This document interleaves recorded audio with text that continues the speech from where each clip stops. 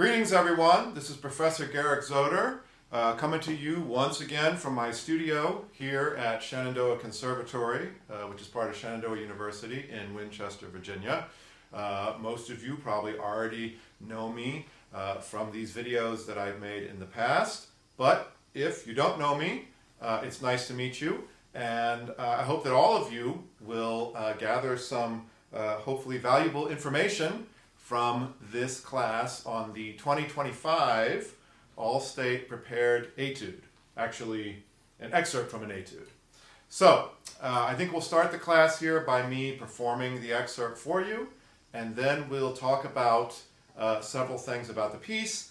And this time I'm also going to talk about audition preparation and dealing with nerves, which is something that we all have to deal with. So stay tuned for that after the performance, and see you in a second.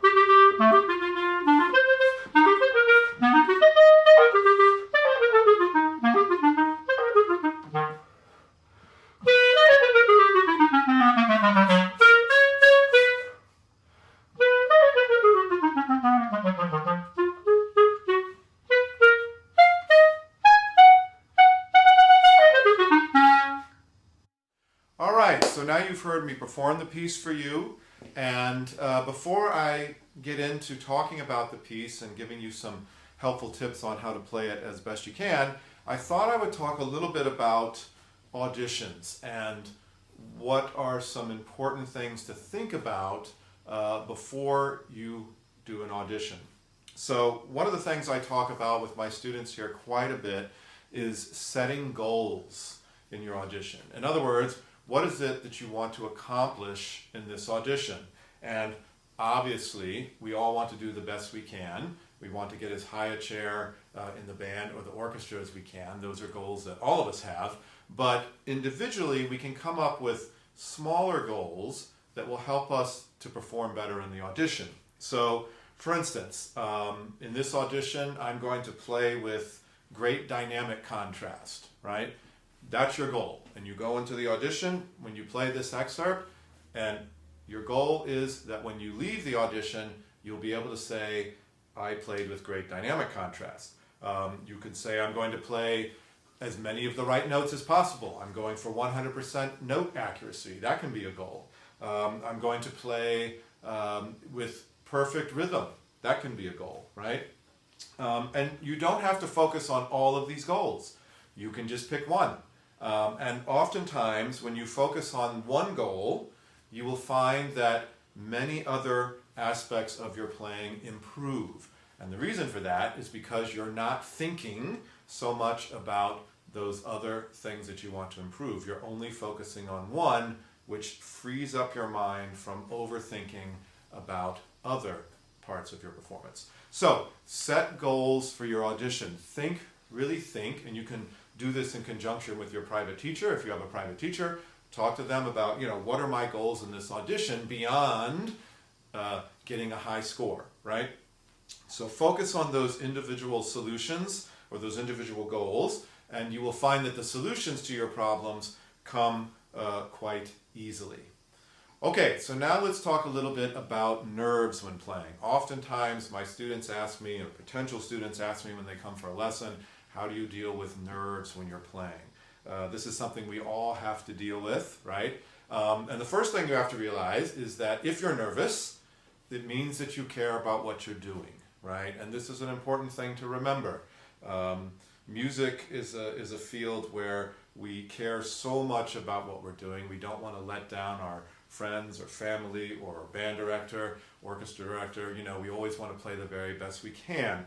And so we are always nervous about letting them down or not playing so well. So there was a great clarinet teacher that once said that a performance can be either an opportunity or it can be an ordeal, right? So we want to think about making this performance an opportunity. And when we do that, our nerves will start to subside.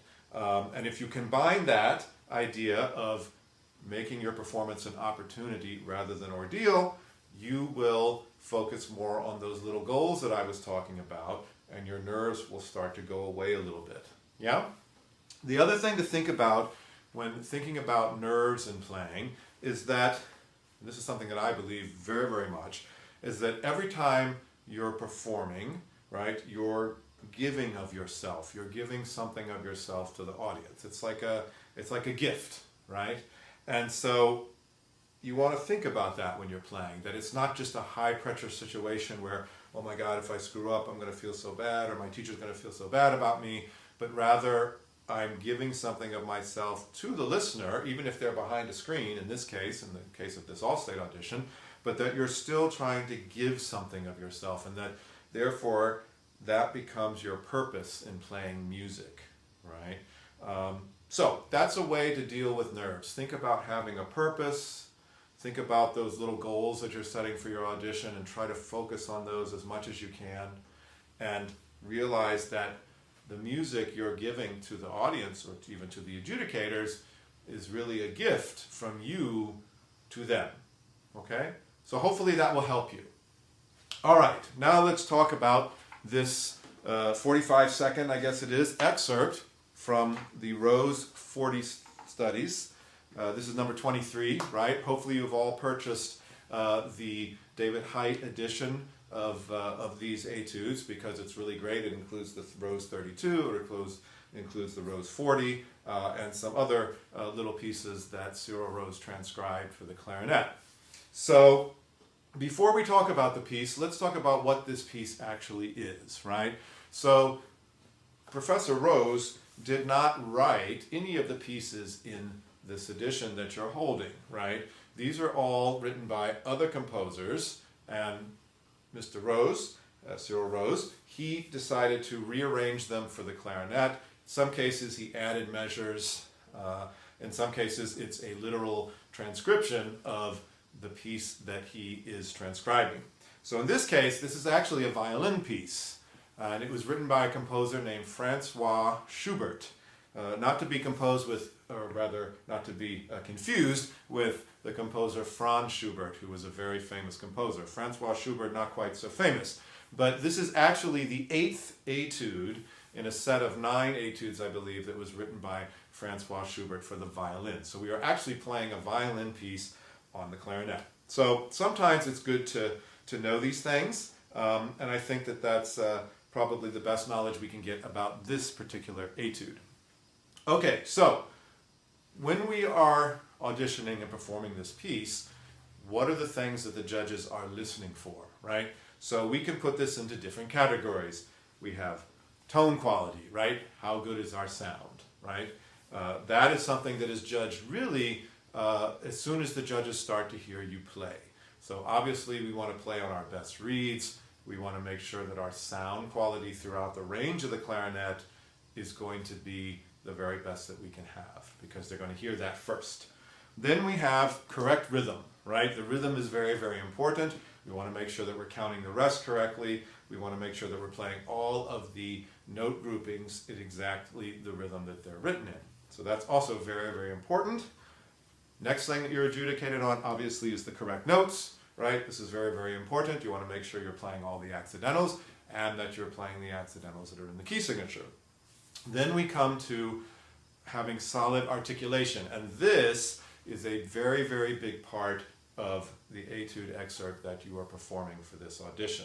It might be actually the biggest aspect of this piece, of this excerpt, is the articulation. How well do you execute the articulation?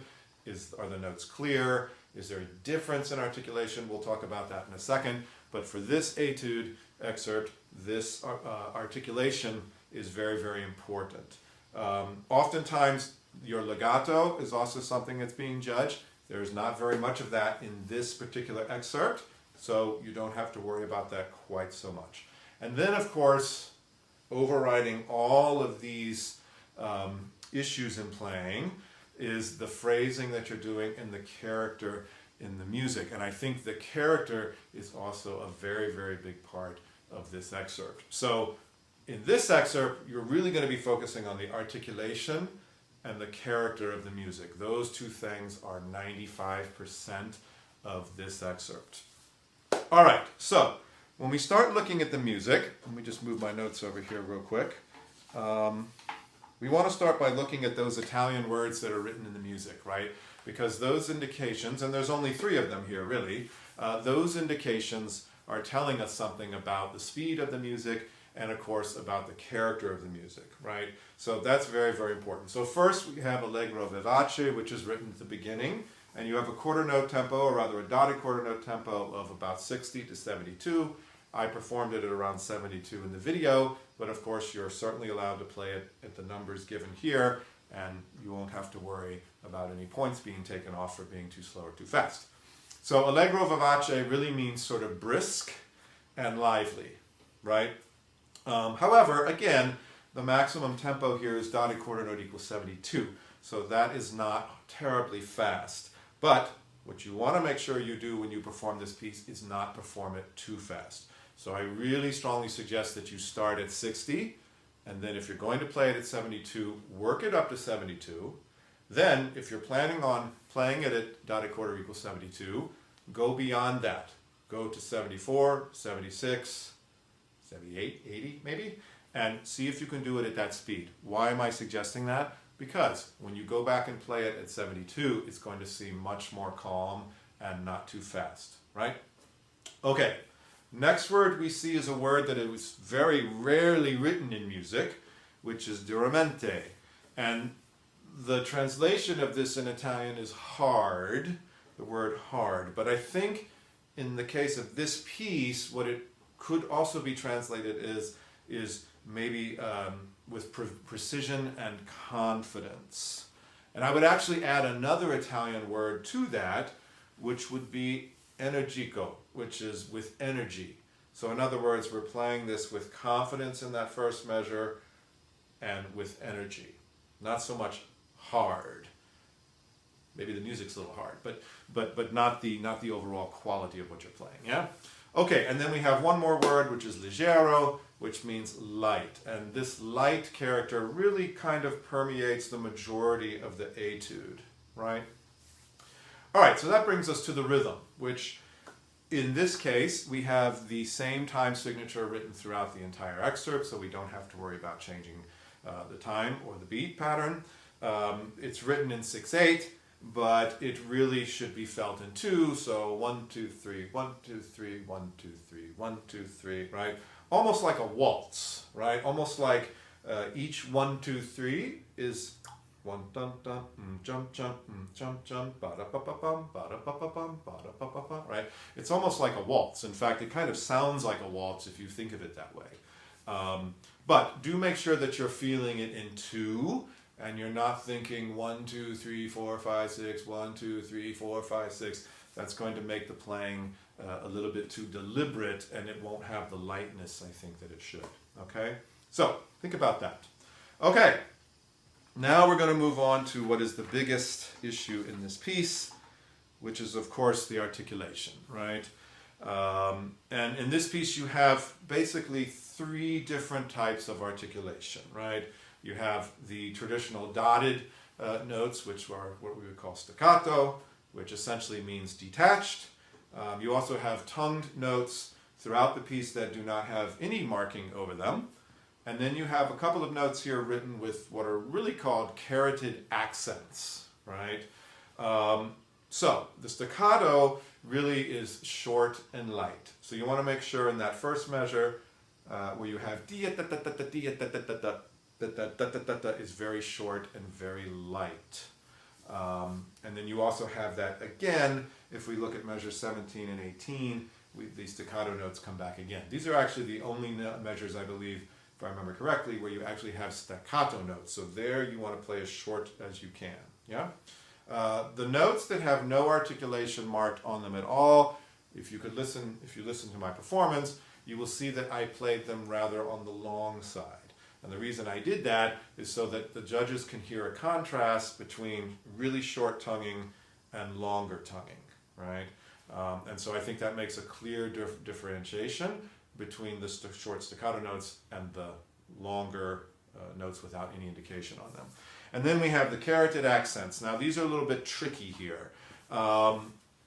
They are often articulated quite aggressively and a little bit harshly in most music where you see them. In this case, I would not articulate them so harshly. I don't think it really fits the character of the music, the time period this was written in. So the carotid accents in this case, I'm thinking about perhaps maybe a little bit edgier start to the note and pushing the air through those notes a little bit more. So it gives them a little bit more heft, I guess you would say. And you can really hear that in measure 23, measure 22, where they have the carotid eighth notes, right? So it's more like ha, ha, ha, ha, rather than ba, ba, ba, ba, which is going to sound a little bit too harsh, I think. So don't make the carotid accents too harsh. Just push the air through them. Try to think of them as a ha sound rather than a really hammered beginning to the note, because I don't think that's what this piece is kind of about. Okay? All right. That brings us to tonguing in general, right? And I could go on and on about that, and don't have time to do that here, but I will give you a couple suggestions about tonguing. This is the issue that every clarinet student comes to a private teacher or professor and says, I can't tongue well, my tongue doesn't work, blah, blah, blah, blah, blah. We hear that very, very much. So a couple things to think about, right? You want to think about where on the reed are you placing your tongue, right? And most young players, I think, tend to tongue a little bit high up on the reed, so very close to the tip. That's fine. If that works for you, no problem. But my suggestion is to experiment with where you place the tongue on the reed when you're tonguing. You can try high up on the reed, a little bit lower, a little bit lower, a little bit lower. And then each of you will find where or which position the tongue is on the reed, high to low, works best for you. It's different for everybody. So there's not one way to do it. So it's good to experiment. And again, these are things you can do with your private teacher, your band director. Hey, take a listen to this. How does this sound when I'm tonguing in this place? Rather, how does it sound when I'm tonguing in another place, right? So that's one thing that can help. You want the tongue stroke, which is the tongue pulling away from the reed, not hitting the reed, right? You want that to be rather light. You do not want to press the reed hard with your tongue.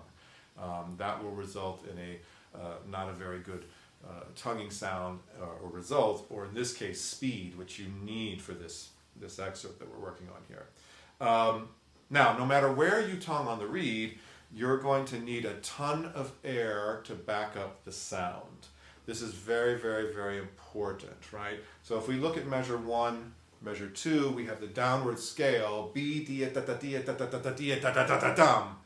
There's not a crescendo written there, but I highly suggest that you shape the air, push the air through the instrument in a way that creates direction, right? So in other words, we're going from the B flat on the downbeat of the first measure down to the low F, then back up, bum, bum, bum, bum, right? In measure 3, you want to give that direction. Your tongue will work best when there is a purpose behind the phrasing and a purpose behind your air, okay? This is very, very, very important. Every aspect of our clarinet playing, whether it's moving the fingers, using the air, tonguing, all of those actions, physical actions, should be done with a lot of purpose. There's a reason why you're moving the fingers the way you're moving them. There's a reason why you're backing that tonguing action with a lot of air. This is very, very important, okay? So push the air through the clarinet. Most clarinet players in general do not use enough air when they play. They're using a very weakened airstream, which the tonguing, this actually is a big part of why tonguing on the clarinet does not work, is because that airstream is not well supported and is not strong. So think about that as well, okay?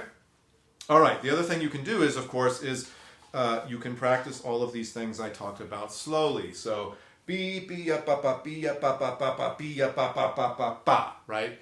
Direction. Each note moves to the next note. Each note has a very strong directed airstream behind it. If you do this, practice this a lot, your tonguing is going to get better, right?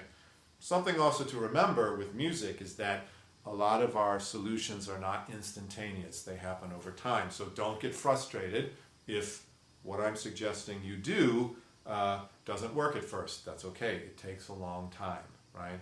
And the good news is this etude came out very early this year, so you have quite a long time to work on it. Okay, so let's see. Okay, going back to articulation, there are various articulation patterns in this excerpt that you need to pay attention to, right? We've got slur 2, tongue 2, we've got slur 2, tongue 3, slur 2, tongue 4, and then in one measure in particular, which is measure 10, we have slur 3, tongue 3. That's the only measure in the etude excerpt that has this articulation. So be careful, because what you're going to want to do here is you're going to want to play a different articulation than what is written in measure 10, because you've been playing a different articulation for quite a while. So be careful in measure 10 that you don't, or that you do play rather, slur 3, tongue 3. This is tricky. When I was practicing it, it took me a while to get that. Yeah? Okay, so make sure the articulated patterns are correct. We talked about the length of the staccato notes. We talked a little bit about tonguing, how to make that better. Please do work with your teacher on that. Of course, it's something we work on our whole career. Okay, so finishing up here, we talk a little bit about tricky technical moments. Let me get the clarinet here. There's not a lot of them in this piece, which is good. There's a lot of scalar motion, arpeggiated motion. We often have the good old left hand C to the right hand E flat. So make sure you're not sliding between these two, especially from C up to E flat. That really doesn't work. Make sure you're using left hand C to right hand E flat wherever a C is followed by an E flat. Now if you have the auxiliary key on the left, go ahead and use that if that works best for you. Excuse me, best for you. Majority of students probably still do not have that. So left hand C to right hand E flat. One of the trickier moments actually comes in measure 5. That's the last two notes of measure 5, which is the throat B flat to the F. This is a jump that's a little bit tricky to feel here. Make sure that you really feel with your left thumb that you're playing the F, right? So B flat, F. What can often happen is you're going to get a G in between that, because the left thumb is too slow getting to the F. So be careful, B flat to F. Make sure you feel that connection between the B flat using the register key to then going down to the F. Again, that's the interval B flat F that comes at the end of measure 5. That's a tricky one. Measure 17 and 18, these are the trickiest measures in the piece.